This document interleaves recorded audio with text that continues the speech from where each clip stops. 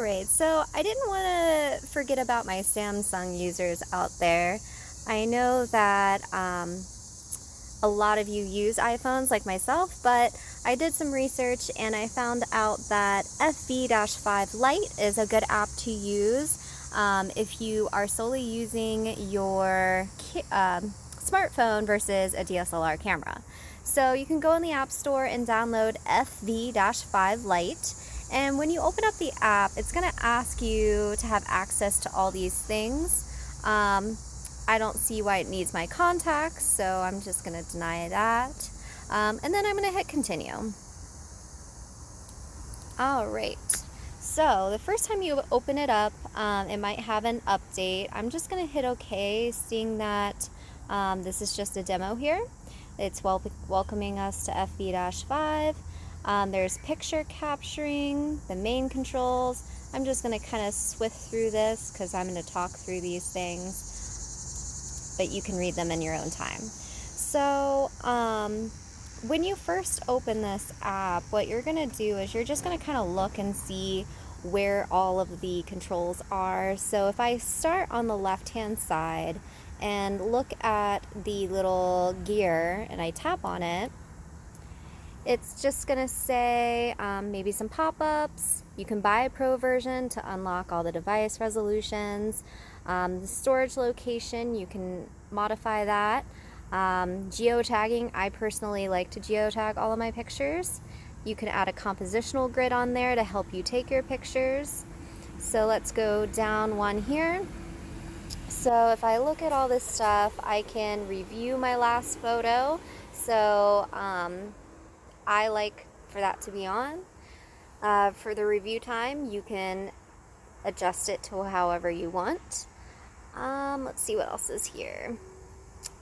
You might just have to look and see what you prefer for a lot of these. You can invert your volume keys if you want to. If I go down one more, this is a really important one, your file format.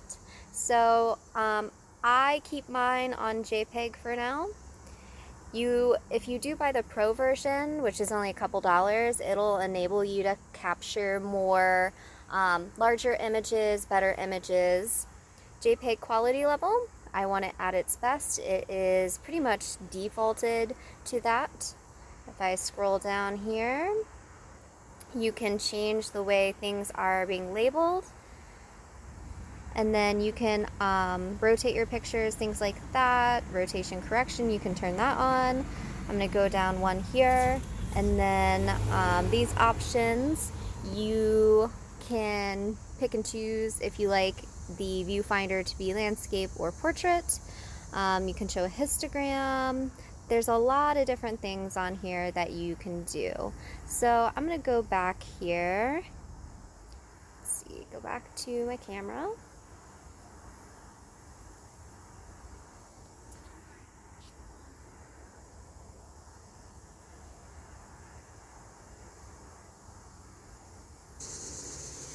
Alright, so now that I'm back on my main menu, I'm going to walk you through the other things on the left-hand side. So if I hit the P button, that's program mode.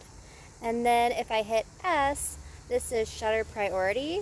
This will control your shutter speed, especially when you're dealing with things in motion. So I'm going to go back here. I'm going to go back and put it on program.